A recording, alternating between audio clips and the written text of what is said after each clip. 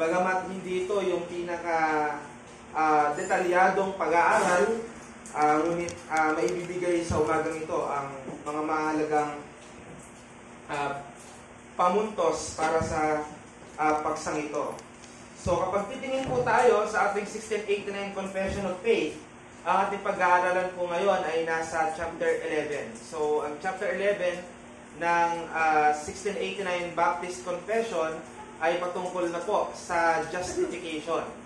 So justification, narinig natin yung term na yan sa maraming mga paraan, sa mga pag-aaral, at bilang tayo po ay nasa panig ng naniniwala sa kaligtasan sa pamamagitan ng pananampalataya lamang, ay may kaalaman na tayo sa terminong justification by faith. So may kinalaman dyan o tungkol dyan ang ating pag-aaral sa umagang ito. At ano ang sinasabi ng ating pananampalataya, pagpapahayag ng pananampalataya patungkol sa justification, no? So alamin muna natin ang akmang Tagalog nito. So may nagsasabi pagpapawalang sala, at yan ay malimit nating sinasabi, at alam natin ang pinututungkulan ay justification. Ngunit nais ko na maging mas tama sa paggamit ng termino. Kaya when we refer to the word justification, what we mean ay pag-aaring ganap. So yan ang ating Tagalog sa ating pag-aaralan nito. At basahin po natin yung confession statement.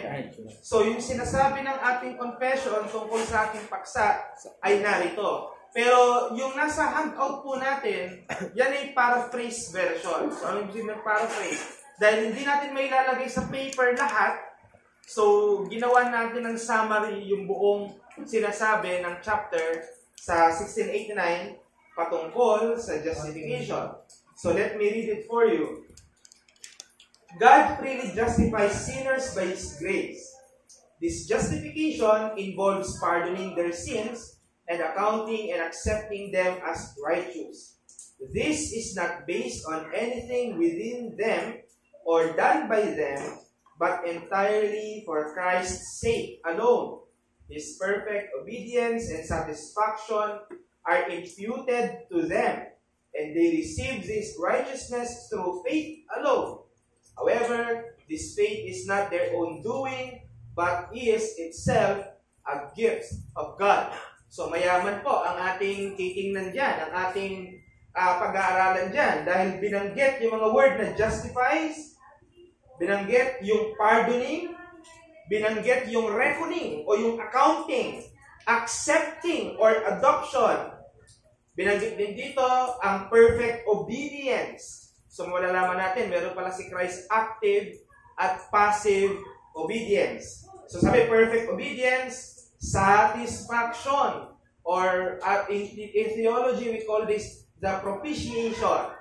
Sabi diyan, imputed or imputation. So yan ang ating mga pag-aaralan. Of course, yung word na righteousness. Anong ibig sabihin natin sa word na righteousness? At ang pinaka mag-meaning dito ay yung isa sa mga sola ng Reformation, yung faith alone, sola fide.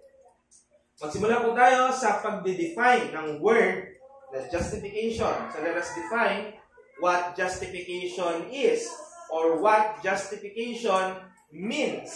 So by way of definition, justification is the gracious and legal act of God. So dyan muna tayo. Ang justification ay ang matuwid at ang naaayon o legal. Pag sinabing legal, may basihan ka ayon sa batas. Kaya nga, legal. Naaayon ka sa batas. Kaya nga, kapag kami mga nagaganap sa ating pamahalaan, ang tinatanong kaagad, legal ba yan? O kahit anong gawain, tinatanong kaagad natin, legal ba yan? So sabi, justification is the gracious and legal act of God in which He pardons sinners of all their sins and declares them righteous in His sight through the imputation of the righteousness of Christ by faith.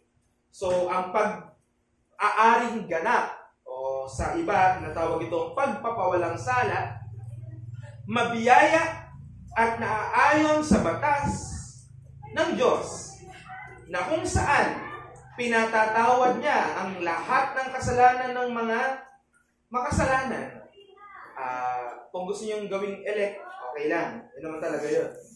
Pero ang nilagay ko dyan, He pardons sinners kasi yun ang perfect description of the beneficiary of faith at sila ay dineklara o pinroklama bilang matuwid sa kanyang paningin sa pamamagitan ng paglalagay ng katwiran ni Kristo ayon sa pananampalataya.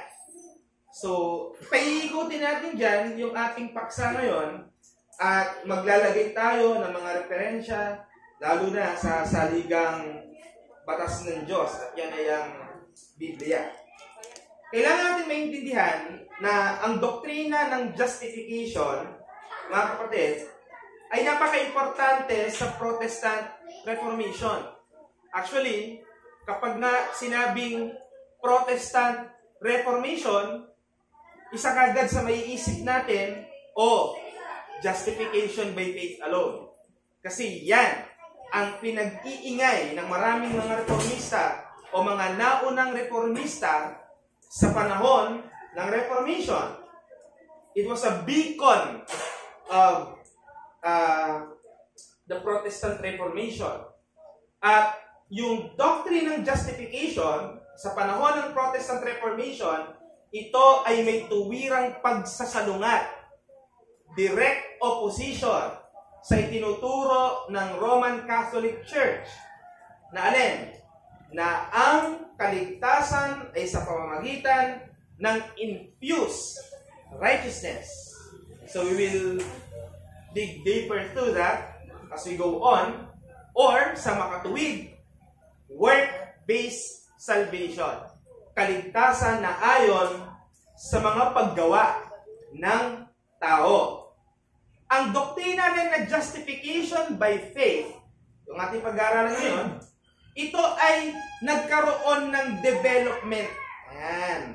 So pag sinabi natin nagkaroon ng development, yung understanding natin yan ngayon, technically, theologically, biblically, hindi natin pwedeng masabi kasing lawak ng mga nauna sa atin. Nag-develop yan. Nagpasalin-salin at pinagkalooban ng Diyos ng karunungan ng mga nauna sa atin, maging yung mga nauna sa atin na sinundan sila, hanggang sa pagdating natin ay fully developed, I would say, this doctrine. At yung mga dokumento na mayroon tayo na pinanggagalingan ng mga doktrinang ito. Meron tayong tatlo na kung saan ay ating pinanggagalingan dyan.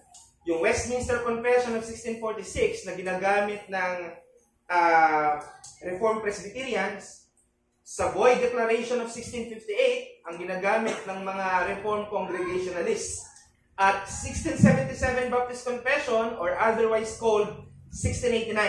At kaya nga, binasa na natin yung 1689 dahil yan ang pinaka-statement natin pag pinag-uusapan ng justification.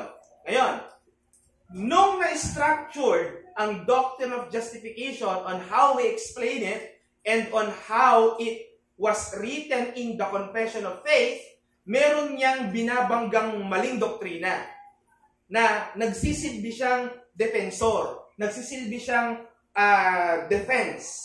So, unahin natin ang maling turo ng Roman Catholic Church. So, ang unang error patungkol sa justification ay matatagpuan natin sa turo ng mga Romano Katoliko. Ano ang turo nila? Ang pagiging matuwid sa harapan ng Diyos o ang pagiging sakdal sa harapan ng Diyos ay nakukuha ng tao sa pamamagitan ng proseso na may kinalaman sa sakramento at pakikipag-ugnayan sa biyaya. So, isa lang ang sasabihin ko, may gagawin ka para makakuha ka ng righteousness. You have to earn your righteousness. Right? You have to pay for it. If you want righteousness, you pay for it. Through what? Through sacraments, penance, and anything that involves sacraments and cooperation with grace. Sa makatuwid, para ikaw ay maging matuwid sa harapan ng Diyos, gagawa ka ng mga ipinag-uutos ng Roman Catholic Church on how they interpret their Bible. Ikalawang error na kailangan nating i-deal ay ang antinomianism. So, naririnig nyo na siguro itong antinomianism. Ano naman ang kinalaman ng antinomianism sa justification? Winawalang bahala nito o nire-reject nito na mahalaga ang mga mabubuting gawa bilang patunay ng kaligtasan. So, sa pagkaunawa na ang kaligtasan ay sa biyaya lamang, tinanggalan ng silbi ang mga ang mga mabubuting gawa. Yan ang problema. Ang understanding, in relation to salvation, good works are not prerequisite. Yan ang pinag-uusapan natin. But we don't say that good works are unnecessary. Ang dinidala ng antinomianism, ang mga mabubuting gawa ay hindi maaaring ituring na ebidensya ng pananampalataya. At ang common na makikita natin sa mga paliwanag ng mga antinomians ay ang pagkokontrast nila ng law and grace. So ingat, kapag nakakarinig tayo ng mga nagtuturo ang title, Law and Grace, alamin mo kagad, teka, pinaglalaban mo ba yung dalawa? O pinagkakasundo mo yung dalawa? In relation to law and grace, ano yung end mo doon? Meron silang ugnayan o meron silang banggaan? So ang tunog ng antinomianism is that grace has replaced God's law. So now, the rule of God, the law of God is His pure grace. Law is erased, removed.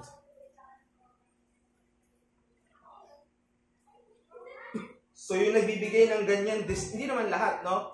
Papagalitan tayo ng mga MCT. Pero hindi lahat ganyan. Pero nagtutunog ganyan. Kaya kapag kumambyo ka pa ng konti, nandiyan ka na sa antinomianism.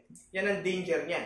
Kapag binibigyan mo na parang kalaban ng law yung grace, at yung grace pinalitan yung law. Napakadelikado. So ang point, antinomianism, they contrast law and grace because grace replaced the law. Hence, any works done according to the law are no longer necessary. Yan ang problem. Now, another thing on the spectrum or in the spectrum ay yung legalism. Lagi natin narinig yung word na yan, pero may kinalaman po yan sa justification. Madami. Kasi ang legalism, naniniwala na ang mabubuting gawa, paraan yan para ma-maintain ang justification. May nagsasabi, hindi naman ganon. Pero ang pinag-uusapan natin ditong legalism ay yung nasa ganyang side. Na the reason why we keep doing or obeying God's law is because we want to maintain our good standing before God. Wala namang ganyan sa atin. Pero kung maka-encounter tayo ng may ganyang pananaw, at marami niyan, makakakita kayo niyan, na sinasabi nila, niligtas sila sa biyaya ng Diyos, kaya lang nananatili silang nagpapamatuwid. Dahil kapag sila ay nawala sa pananampalataya, mawawala na rin ang kanilang kaligtasan, ay legalism yon in other sense. In some sense. Legalistic. So, ang pagiging legalistic o pagsunod sa batas as it is ay paraan upang mamintena ang kaligtasan. Pero bibigyan ko kayo ng pinaka-importante sa pagkakabanggit natin ng tatlong mga pagkakamaling yan. Merong isang common. Lahat ng maling yan. At alin yung common na meron sila? Yung pagiging kulang ng ginawa ni Kristo sa krus. Yan ang problema sa tatlong yan. Kasi sa Roman Catholic Church, right? Pure works before God's grace will bestow upon you. Sa antinomianism, pure grace without the evidence of works. And sa legalism, pure works. O ilagay natin sa Calvinism. Sa Calvinism, Pelagianism is works alone. Semi-Pelagianism, works to earn grace. Works plus grace. Arminianism, may grace, prevenient, plus works to maintain. Ito yun. Yung legalism. And Calvinism, grace alone. Tapos arrow that leads to good works. Pero save ka na. Now, ano ang doktrina natin patungkol sa justification? Simple lang.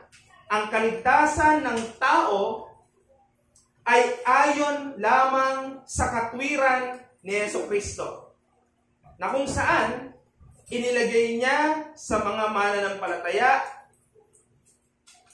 ang katwiran na ito at natanggap lamang sa pamamagitan ng pananampalataya.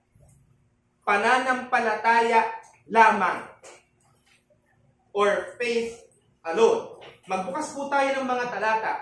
Sa isang talata ng aklat ng Roma, sa kabanatang 3, ang versikulo ay 24. Romans chapter 3, verses 24. Ganito po ang ating mababasa.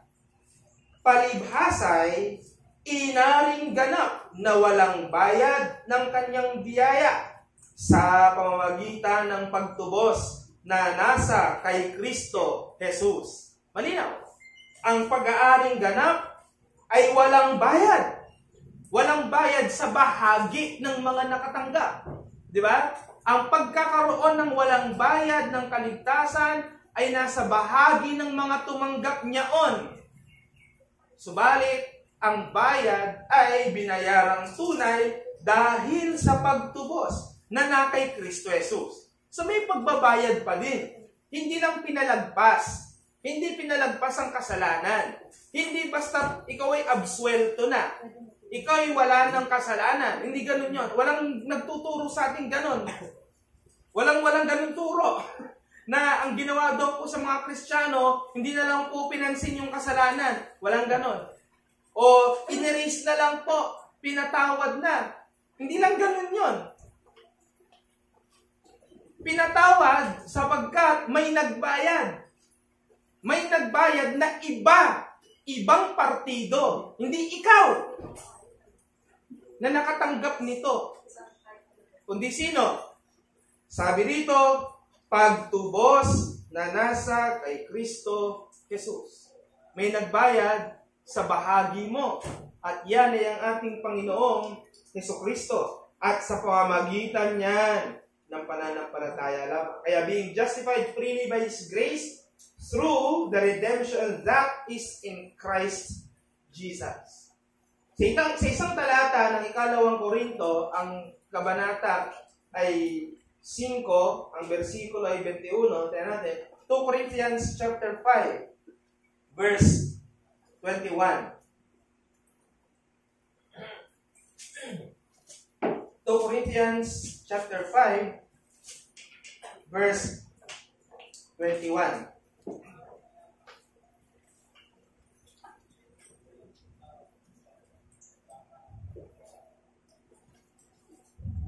Ganito po ang ating mababasa. Yaong hindi nakakilala ng kasalanan ay kanyang inaring may sala dahil sa atin, upang tayo'y maging sa kanya'y katwiran ng Diyos. So, alam natin yan sa English. Pero ang ganda. Sabi, yaong hindi nakakilala ng kasalanan. Meron kayang hindi nakakilala ng kasalanan? Meron. At malinaw sa Biblia na yan ay ating Panginoong Jesucristo. Kaya si Kristo yan. Yaong hindi nakakilala ng kasalanan, sa makatwid, si Kristo, anong sabi? Ay kanyang inaring may sala. Mali nga yan eh. He made him to be the sin. Hindi, he made him and treated him as if he has sinned. Iba yon. Iba yung inari siyang parang may kasalanan ka. Inari siyang sala sa atin. Kaya yaong hindi nakakakilala ng kasalanan ay kanyang inaring sala. Kaya dito sa sali ng aking Tagalog na Biblia, yung yaong hindi nakakilala ng kasalanan ay kanyang inaring, yung may nakahiga. Ano ibig sabihin? Wala talaga yon sa Bible. Wala talaga yon sa original. Kaya kung mabasahin kung wala yon, yaong hindi nakakilala ng kasalanan ay kanyang inaring sala dahil sa atin, upang tayo ay maging sa kanya ay katwiran ng Diyos. Ang pinatutungkulan ng bersikulo ito, paano nangyaring napatawad tayo sa kasalanan? Meron kasing klase ng pagpapatawad ng kasalanan, kakalimutan na lang yung ginawa mo. Ganun kaya ang ginawa ng Diyos? Kapag sisiyasatin natin ng Biblia, kaya ba tayo pinatawad ng Diyos dahil kinalimutan na lang niya ang ginawa natin? O yung hinihinging bayad, may nagbayad na iba sa bahagi natin? At yan ang doktrina natin. Pinatawad ka sapagkat may nagbayad ng utang na dapat ang mga totoong may utang ang nagbayad. Kaya minsan ikaw ay magugulat sa tindahan na pinagkakautangan mo, na iniiwasan mo araw-araw, kung halimbawa, kasi wala ka pang pambayad. Ano pat, nasa lubong mo at ninitiang ka. Ba't akong ninitiang dito? May utang ako sa kanya. At nung ikaw ay na-curious at tinanong mo, pasensya ka na, nahihiya ako sa'yo, at bigla niya sabihin sa'yo, bakit? Tungkol saan? Tungkol sa utang ko. Ay, hindi, binayaran na ng nanay mo. Binayaran na ng iba. Di ba ang saya mo? Ganun ang nangyari sa atin. Ang in-enjoy nating kasalanan na sana'y ating ipagsusulit sa harapan ng Diyos, binayaran ng iba. Sino yung ibang yon? Yaong hindi nakakilala ng kasalanan ng ating Panginoong Yesus. Yaong hindi nakakilala ng kasalanan, inaring ganap tayo sa ganang kanyang katwiran. Pag sinabing katuwiran, kasi nga, wala siyang ginawang masama, wala siyang ginawang mali, wala siyang inisip na masama, kailanman sa kanyang buhay. Ano ang doktrina? Ipinalit siya sa kalagayan natin. Yung kalagayan natin na dapat ay mapaparusahan, ipinalit siya sa kalagayan natin. Yan ang sinasabi ng talatang yan. Kaya dahil ipinalit siya sa kalagayan natin, tayo na inaring may sala, inari kay Kristo. Yan ang nangyari. At tayo ngayon ang kumuha ng dapat nakuha ni Jesucristo. Pag-uusapan natin yan sa imputation. Na anong basihan ng pag-aaring ganap sa atin? Ano ang naging basihan ng pagliligtas sa atin sa pananampalataya lamang? Popular ngayon ang view na ang kaligtasan ay nakukuha sa pamamagitan ng paggawa ng mabuti. Alright? Para bang obligado yung Diyos. Dahil gumawa ka ng mabuti, naoobliga yung Diyos. Rewardan ka ng kaligtasan. Parang ang nangyayari, dahil gumawa ka ng mabuti, kailangan kang bayaran ng Diyos. Gumawa ng mabuti itong anak ko. Sige, babayaran natin to ng ng kaligtasan. Ganun ang nangyayari. Parang may utang ngayon ng Diyos sa gumagawa ng mabuti. Ganun po ba yun? Hindi ganun yun. Ang turo ng Biblia, ang kaligtasan base lang sa grasya o sa sovereign grace ng Diyos. Hindi dahil sa may ginawang mabuti o anuman ang isang mananampalataya. At ang ating ground dyan, ang ginawang perpektong pagsunod ni Jesus at pagsasatisfy sa Ama. Yon ang inaring sa atin na dapat ay hindi. Kaya ano ang elementong ito? Ito yung tinatawag nating imputation. Ang kinokontra ng imputation ay infusion.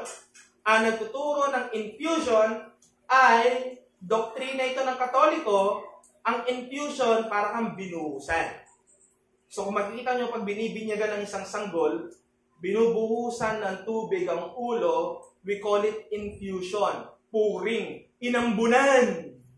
Kaya nga di ba pagkatapos ng misa nagpapasawi ng tubig. Na sabi, banal na tubig. Hindi man natin makikita sa Biblia ang may tubig na banal. Meron living water. Pero hindi siya binubuhos. Sa kanila binubuhos. Ang para sa Katoliko, ang grasya ng kaligtasan ibinubuhos. Pero sa doktrina ng Biblia, ito ay imputation. Inilalagay. Alam mo yung buhusan, kahit sino matamaan yan, damay. Ganyan ang ulan Kaya nga ganyan ang paniniwala nila. Pumasok ka lang sa iglesia, kahit hindi mo alam ang doktrina, bahala ng church maniwala para sa'yo. Diba? Yan ang inclusivism. Pero, ang doktrina, this is imputed. Ang Roman Catholic, they teach that righteousness is being imparted. Imparted. Alam niyo imparted? Sineran ka. Okay. Hati tayo dito sa pagkain ko. Ito na sa'yo. Hinatian ka. Ganun po ba yun? Hindi. Ang imputation, ang tama. Yung buong katwirang nakuha ni Jesus ay buo na ibinigay din sa isang makasalanan. Hindi ka inambunan lang. Kaya ang problema sa infusion, pag naubos yung amoy ng ipinahid sa'yo o ibinuo sa'yo at amoy makasalanan ka ulit, wala ka ng kaligtasan. Kaya nga mini-maintain yan May maintenance sa mga iglesyang to ang kaligtasan nila. Alam mo, maganda sana naniniwala tayo na ang kaligtasan ay sa pananampalataya lamang. Mali, naligtas tayo, ligtas talaga tayo, pero ganun yung understanding natin. Kailangan kong i-maintain yung salvation. Bakit? Kasi magsisipag. Magsisipag Takot kang maimpyerno. Ang nagiging problema ng maraming Kristiyanong marunong na alam yung doktrina, kung ako ligtas na, hindi na makaka-apekto sa akin yung mga pagtatamad ko na yan. Hindi na makaka-apekto sa akin yung mga pangloloko ko sa kapwa na yan.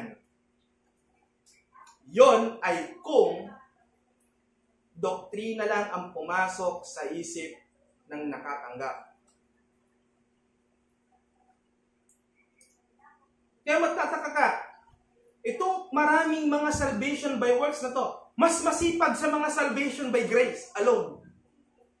Bakit? Saan sila nang gagaling? Kasi yung kaligtasan ko, hindi ko patiyak. Yan ang naging sa kanila. Ang problema nga lang, wala silang totoong kasiyahan. Kasi hindi na alam kung pagka araw na ng paghukom, ituturing ba akong matuwid? Magandang exploration ng isip yun, mga kapatid. Ano ang nagiging pag-uugali ng mga naniniwala sa salvation by grace alone versus sa ugali ng mga naniniwala sa salvation through good works?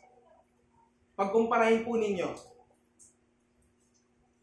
at masumpungan sana tayong magsisi kung tayo man ay may pang-aabuso sa biyayang ibinigay sa atin. Sabi nga ng isang pastor, the grace of God you either use it or abuse it. Nasaan ka? Sa dalawang yan. At pag pinag-usapan po natin ang imputation, tatlo ito, triple. Sabi mo dati, double. Double pa rin. Pero isama na natin yung isa, triple. Ang nangyari kasi niyan, ganito. Dahil tayo ay naniniwala sa federal, hindi ng covenant, kundi federal as representation of sinners, naniniwala tayo na ang kasalanan mismo ni Adan ang na-impute sa atin. Imputed. Hindi pinasa sa anak niya, na pinasa sa anak, pinasa sa anak, pinasa sa anak. Adan, diretso sa'yo. Yan ang nangyari nun. Imputation. Romans 5:12. Nabasa natin doon. Sa pamamagitan ng isa, naging makasalanan ng lahat. Ngayon naman, nung dumating ang ikalawang Adan, at ang ikalawang Adan ay ang ating Panginoong Jesucristo, ang nangyari, yung kasalanan ng mga pinili, ikaw at ako, inimpute kay Kristo. Ngayon, huwag tayong malilito kasi yung salitang pinasa kay Kristo, mali. Pasalod. Pinasa, sa'yo na yung kasalanan ko. Ano po yun? Pagtuturing. Yan po ang tama. Wala namang talagang napasa kay Kristo. Pero tinuring siya na ikaw. Tinuring siya na tayo. Walang kasalanan pumasa sa Kanya. Sa atin pa rin yun. Pero tinuring siyang tayo, kaya ang dapat sapitin natin, pinasapit sa Kanya. Okay po? Kasi ganun ang nagiging turo. Bagamat hindi naman mali yun, kaya lang kapag niliteral mo, lalabas si Kristo, hindi mo pwedeng sabihing sinless. Bakit? Nagkaroon ng kasalanan galing sa atin. Magkakaroon ng problema sa theology pag ganyan ang isip mo. Pinasa ang kasalanan ko sa Kanya. So meron na siyang kasalanan. Hindi na siya sinless. Ano tama? Imputed. At ang ibig sabihin ng imputed, hindi pinasa. Recon. Accounted. Ibinilang ka na hindi ikaw. Itinuring kang. Di ba ganyan ang ambasador? Pag nasa ibang bansa, tinuturing siyang presidente. Kasi siya ang kumakatawan sa presidente sa ibang bansa. Kaya same treatment na binibigay sa president pag bumibisita, binibigay sa isang ambasador o sa isang ambasadres. Basahin natin ang aklat ni Propeta Isaiah sa kabanatang 53 at ang talata ay 5 hanggang 6. Isaiah chapter 53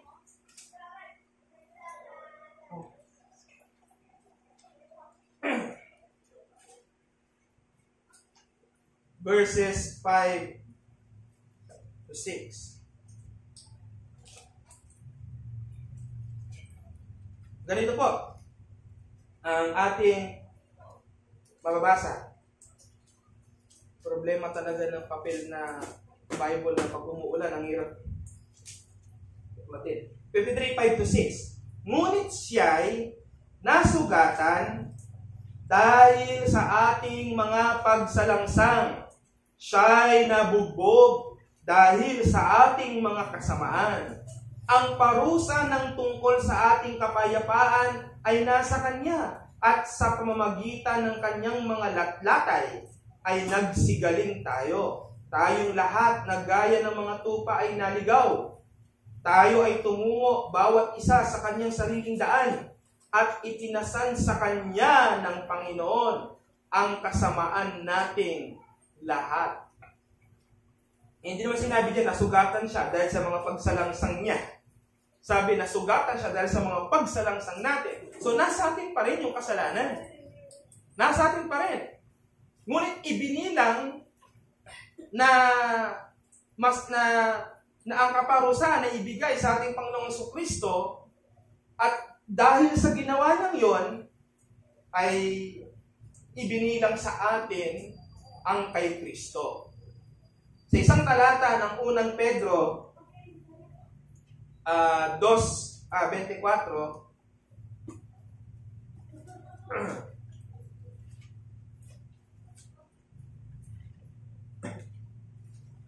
Unang Pedro 2:24. Ganito po ang ating mababasa. Na siya rin ang nagdala ng ating mga kasalanan sa kanyang katawan sa ibabaw ng kahoy, upang pagkamatay natin sa mga kasalanan ay mga buhay tayo sa katwiran, na dahil sa kanyang mga sugat ay nangagsigaling kayo. Yun yung essence ng imputation.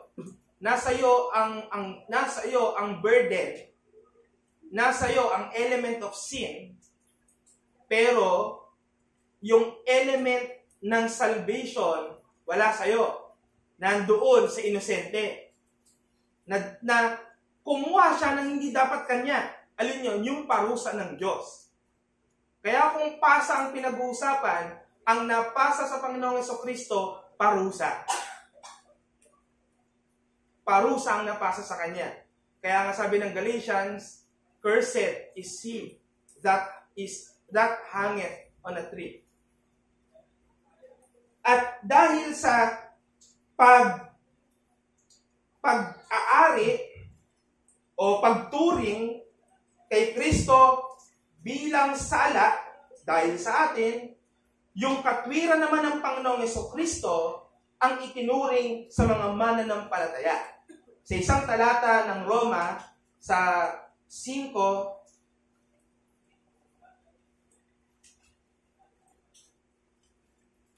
Roma 5:19. Ito mabasa natin. Sapagkat kung paanong sa pamamagitan ng pagsuway ng isang tao, ang marami ay naging mga makasalanan, gayon din sa pamamagitan ng pagtalima ng isa, ang marami ay magiging mga matuwid. So by representation or by federal, si Kristo bilang pangalawang Adan. Dahil sa kanyang ginawa, itinuring tayong mga matuwid dahil sa kanya. Ganun yun. Ganun po yun. Hindi parang nasa grocery, ako yung kumuha ng produkto, tapos pinasa ko sa'yo, bayaran mo. Bayaran mo. Hindi napunta sa kanya. Ang sa atin, ito yung produkto, wala akong pambayad, nandyan si Kristo, hawak mo pa rin, binayaran niya. Yung charge, sa kanyang pangalan, pinawalang sala ka, kaya wala na yon. Walang napasa sa kanya, wala na rin sa iyo.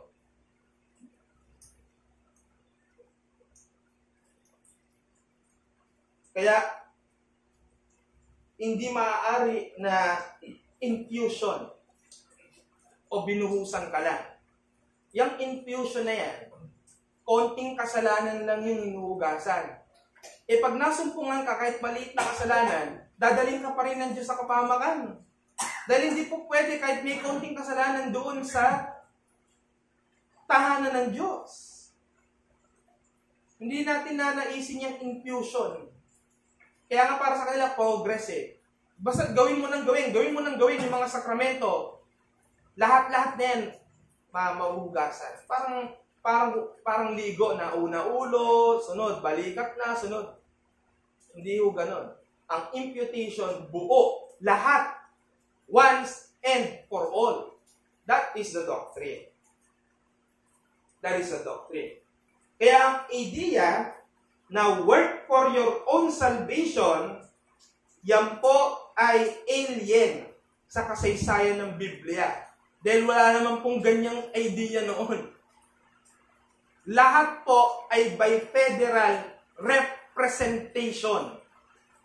Kahit sa ang history ng Old Testament, ganon. Ang ginagawa ng Ama, nadadamay ang kanyang sangbahayan. Alam ko, may mga makikita ko sa Ezekiel, hindi papasa sa anak, kasalan, may context yun. Pero ang sinasabi ko, it is always being done by representation. Kaya yung gawin mo para sa'yo, ang gusto mo, wala yan sa Biblia. Kaya, mabibigyan ka lang ng dalawang choice. Mga kapatid, o mga kaibigan, mabibigyan ka lang ng dalawang choice. Papabayad ka ng sala doon sa taong hindi nakakilala ng kasalanan sa makatwid si Kristo, o mananatili ka sa lipi ni Adan na kinamatayan niya ang kanyang pagkamakasalanan. Kung ikaw wala pa sa Panginoong Hesus, ay hinahamon kita dyan. Alisin mo na sa isip mo na ikaw ang bahala sa sarili mo. It doesn't work that way. Yun yung point ko.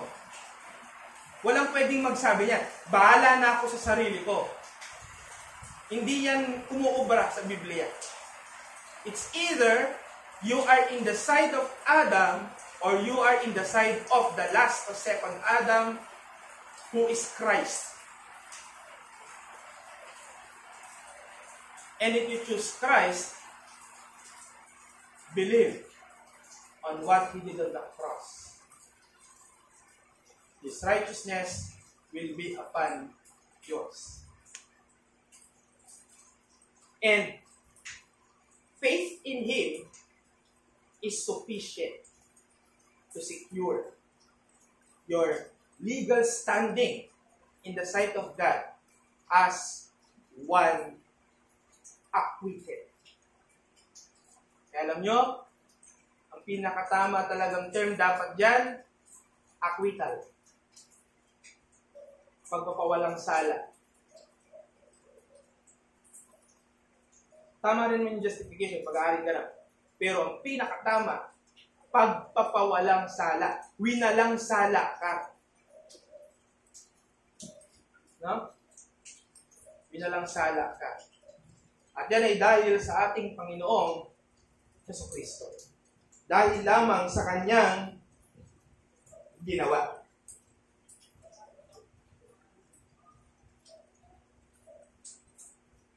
Na-appreciate kaya ito ng mga tumanggap nito.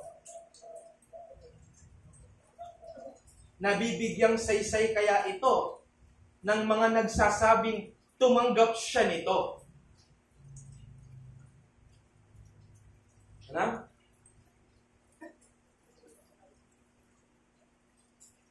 Yung mga nagsasabing ako po ay napawalang sala. Makikita kaya sa kanila ang gawang tunay na may pagpapasalamat. Dahil ang pagpapasalamat, di natatapos yan sa salita. Minsan ay magpapakita ka pa ng gesture na talagang ikaw ay truly grateful. Pag naging mabuti sa'yo ang kapitbahay mo, hindi ba? Pag nagluto ka, binibigyan mo siya.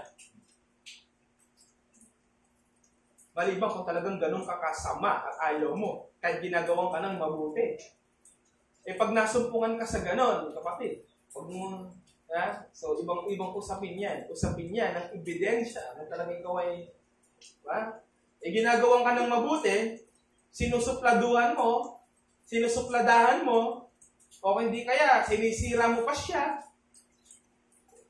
Ang punto ko, kaya ko sinasabi yon, ang tunay na grateful, makikita yan sa gesture ng kanyang pagtrato doon sa sinasabi niyang nagpapasalamat siya. Kaya kung minsan, pag hinuli ng kung sino man ang taong ito, itataya mo pang sarili mo. Ako ang magpapatuo na mabuting tao yan.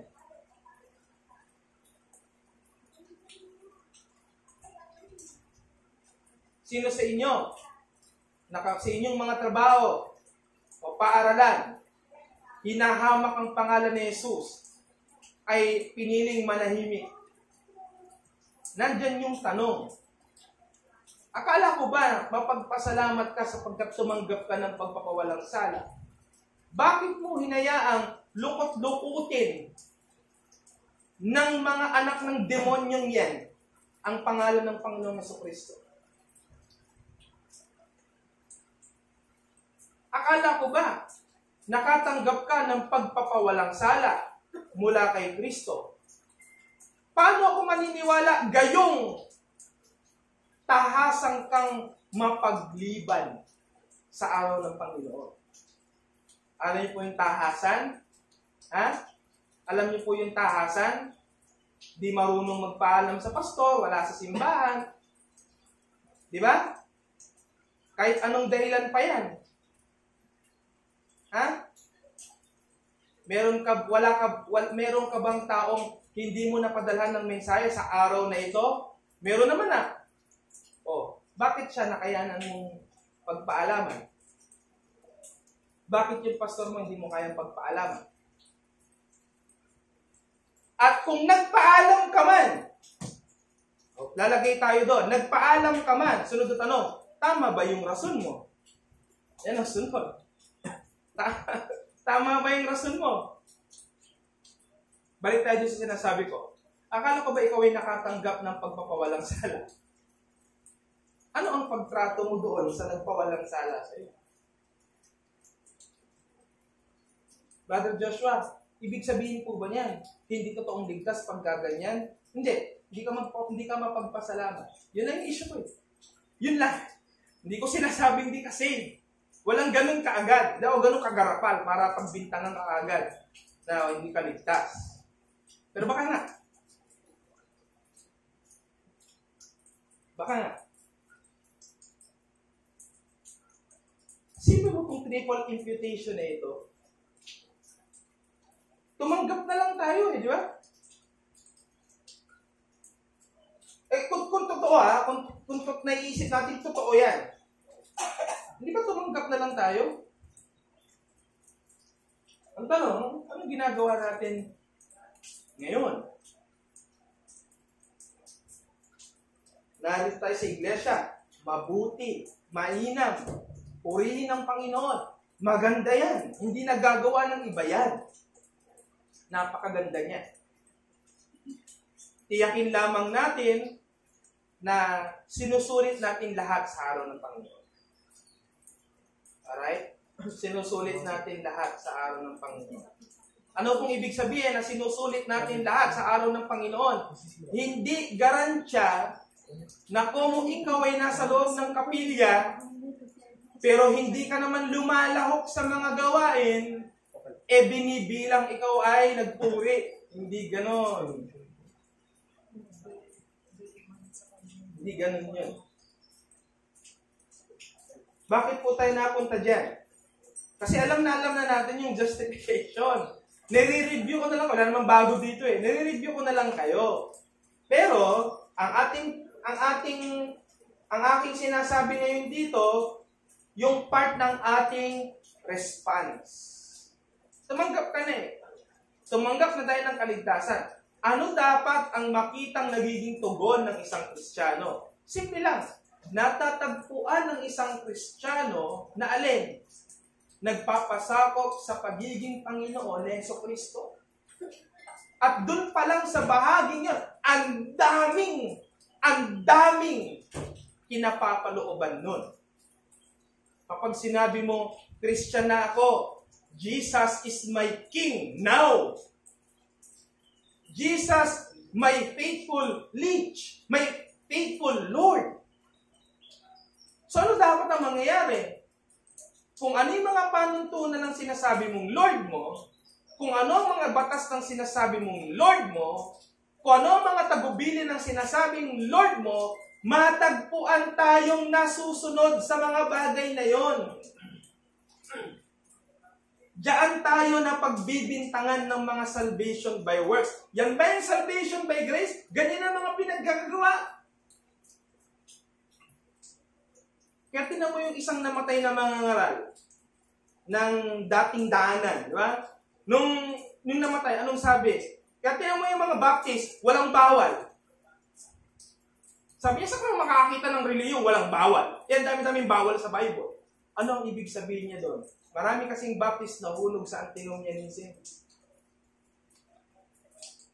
Kung kayo ay may mga kilalang mga pastor o mga miyembro ng isang Bible, ng isang Baptist church, kahit sinong Baptist, Pag sinabing salvation by grace, hindi na makakaapekto ang kasalanan mo ngayon sa kaligtasan mo.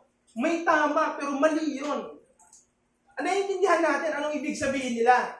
Pero dahil hindi sila nagiging careful sa language, ang dating sa nakikinig sa kanila, hindi na pala kailangan gumawa ng mabuting gawa. Hindi natin tinuturo yun. Kapag ang tanong, kailangan ba akong gumawa ng mabuti? Ang sagot ay walang pag-aalinlangang kailangan. Ngayon ang follow-up, para ba maligtas ka? Hindi. Kailangan kasi yan ang hinihingi at panuntunan ng aking Panginoon. Yun lang yun. Hindi ka na pupunta sa kung ano-anong pang mga argumento para yan ay ating paniwalaan. So, sa part ninyo, sa part natin, kapag ipinapaliwanag po natin sa ating mga binabahagi na ng Ebanghelyo, ang kaligtasan sa biyaya lamang, huwag po nating sasabihin kaagad, hindi kailangan ng mabuting gawa. Mali yun. Huwag kayong magsasabi, kapatid, para maligtas ka, hindi mo kailangan gumawa ng mabuting gawa. Pwede bang ituro mo na lang ng diretso? Ano ibig mong sabihin?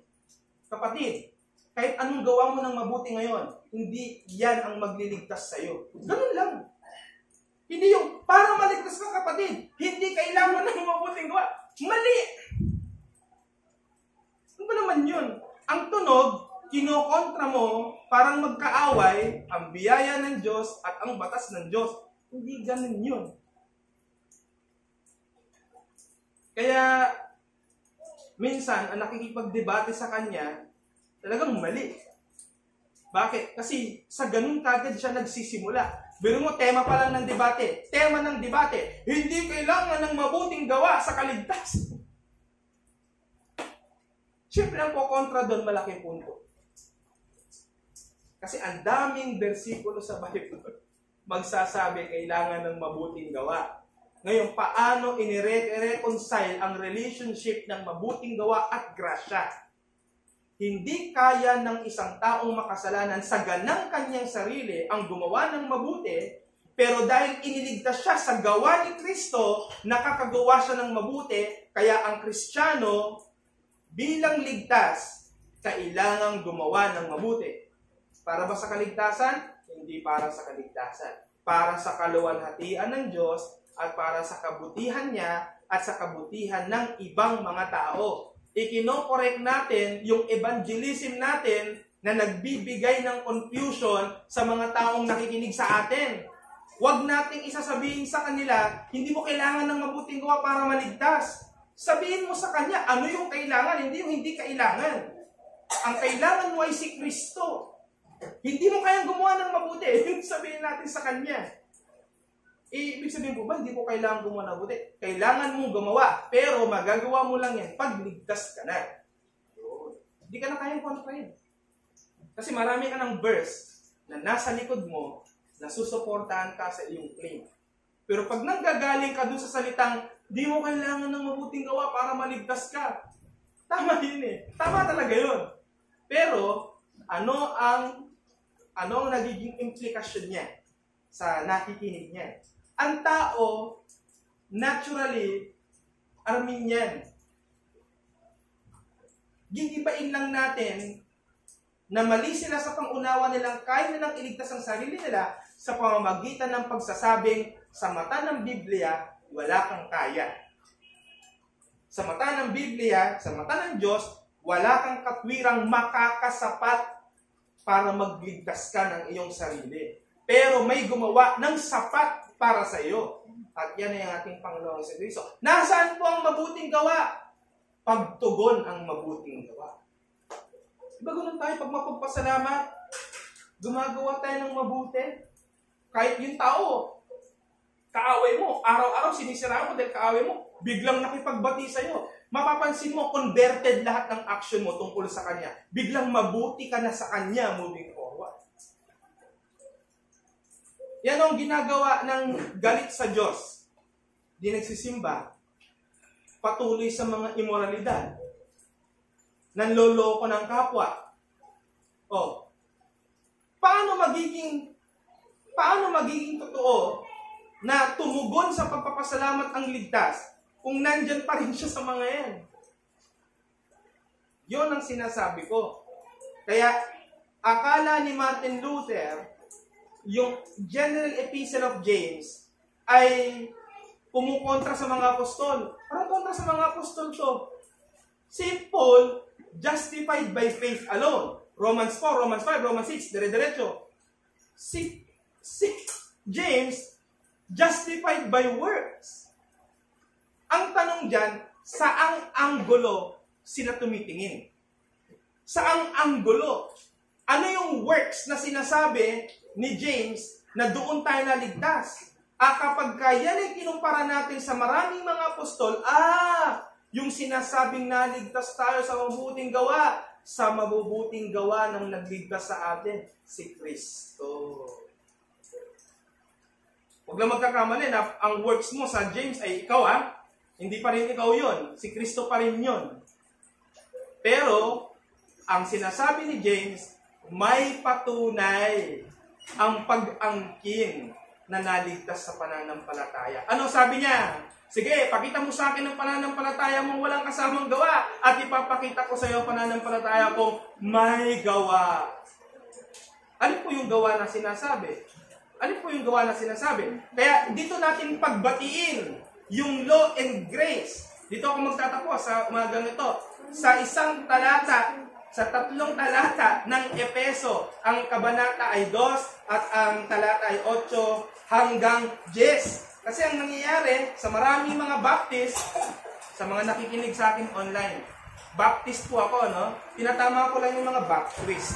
So, punta po tayo sa Epeso, ang kabanata ay 2, talata 8 hanggang 10. Kasi, pinuputol nila sa 9 eh.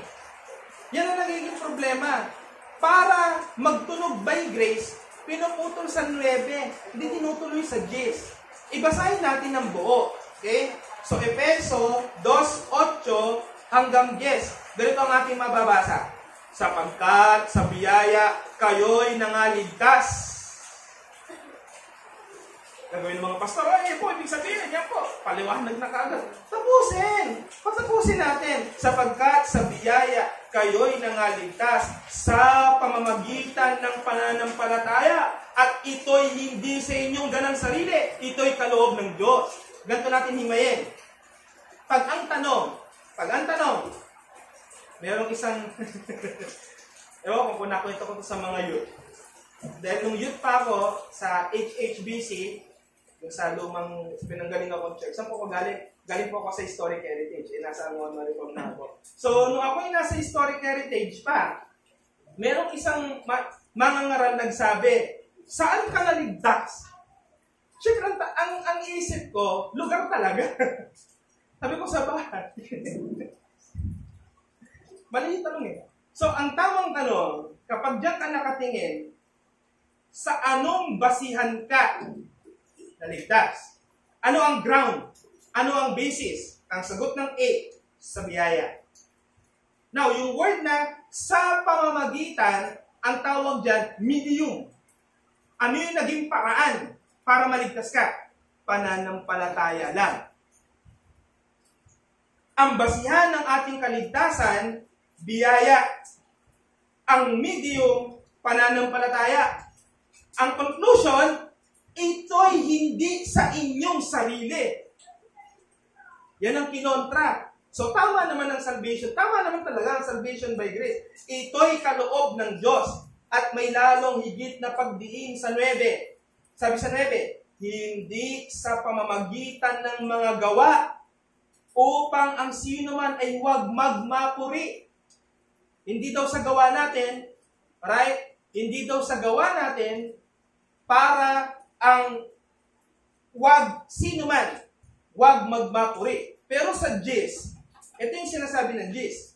Sapagkat tayo'y kanyang gawa na nilalang kay Kristo Jesus para sa mabubuting gawa. Namin yung gawa.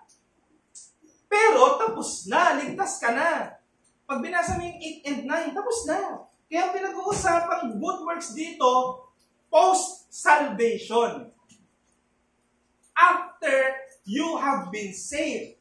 Kaya ka pala daw sinave kay Christ para sa mabubuting gawa. Tanong, ikaw na nag-aangking, naligtas sa biyaya, para ka ba sa mabubuting gawa? Yan yung testing. Nasusumpungan ka ba sa mga mabubuting gawa? Pag ang tingin mo sa mabubuting gawa ay, ma-gentle lang ako magsalita, tumigil ka. Hindi lang yan ang mabuting gawa. Merong mabuti, bastos yung bibig. Pero, sasabihan ko kayo ng isang mangangaral pa. Kada magsasalita sa pulpit, tumbay yung mga nakikinig sa sobrang pagsumpa at kung ano-ano pa. Pero makikita mo, nagpapala, tumutulong ibuo ang bahay ng kanyang kapwa. Tumutulong bigyan ng trabaho yung alam niyang nawalan ng trabaho. Yun yung espiritu ng mabuting gawa. Meron kasi, maginoang pagsalita, pero walang pakialam sa'yo. Okay, kapatid, kawawa ka naman. Ha? Pag-pray ka. Para saan daw tayo ginawa? Kay Kristo. Para sa mga mabubuting gawa. Sabi ba dyan? Sapagkat tayo kanyang gawa, nanilang kay Kristo Jesus, para sa mga mabubuting gawa. Hindi, gawa. Na mga inihanda ng Diyos ng una upang siya namang ating lakaran. Yun ang relationship ng grace at good works. Saan po nakalagay ang good works? After ng salvation. At yan po ang nagtetest sa isang, hindi test sa nagsasabing totoong ligtas. Yan ang titingnan ng iba. Yan ang titingnan ng iba kung totoo yung claim niya. Totoo ba yung claim nito? Saan ko titingnan? Ito ba ay gumagawa para sa mabubuting gawa? Mabuti siya, tumulong doon sa lolo na nagtatawid. Kahit hindi mananampalaya, ginagawa yun. Kaya ang Bible, meron ding definition yan ng good works. Ano ang definition ng good works ng Bible? Any actions done by faith. Resulta na ng pananampalataya yung gawang ginagawa ng isang tao. Yon ang nagpapatotoo sa kanyang sinasabi, siya ay naligtas. Kaya nga kapag kami nagsabi, gusto ko pong magpabautismo dahil ako po ay nasumpungan pong nananampalataya kay Kristo, ako po ay naligtas, hindi ko sa ganang sa akin. Kundi, sabi nga po, ikaw nang nangangaral, yan ay sa biyaya lamang na, kahit sino, pwede mapag-aralan yun. Anong ginagawa natin? Kung minsan nga, isang taon bago natin bautismuan, di ba? Bakit? Kailangang makita natin kahit papano ang kanyang gawa. Mayroon pa nga mga pastor, inaalam pa saan ka nag-aaral, saan ka nagtatrabaho. Pwede ba kung may interview ang katrabaho mo? Hindi naman tayo ganun kahigpit. Para sa atin, enough lang yung confession of faith. Na maniniwala na kami sa'yo. Kasi ang prinsipyo, meron namang church discipline pag napatunayan namin hindi ka totoo. Yun naman yun eh. Kaya nga may church discipline, para yung pagbinautismo mo, hindi pala totoo, mailagay natin doon. Hanggang sa siya'y matiwalan kung talagang siya'y masumpungan, hindi nagsisisi sa kanyang mga kasalanan. Kasi itong justification, kayo, alam niyo na to. Ilang beses ko na ito sinabi, Pastor, yung mga nandito, yung minsan iniiba lang namin tawag, salvation by grace. Okay? Justification by faith. How to be saved. Salvation by grace. Yun din ng lahat yan. Pinapaalamanan lang natin ng mga termino at mga talata sa Biblia para mas lalong pagtibayin. Pero doon tayo muna sa side na ano ang nagiging prutas ng naligtas. Ano? At isang verse pa nga lang ang sinabi ko ginawa kay Kristo para sa mabubuting gawa. Hindi naman po siya gumagawa ng masama. Wala lang tayo nakitang ginawa. Masama pa rin po. Dahil nasabi ni Santiago, ang gawang mabuting hindi ginawa, sa kaalamang ito'y mabuti, ito'y kasalanan sa Kanya. Ano tawag po natin doon? Sin of omission. He who knows what is good to do, and doeth it not, to him it is accounted as sin. Kasalanan po yan.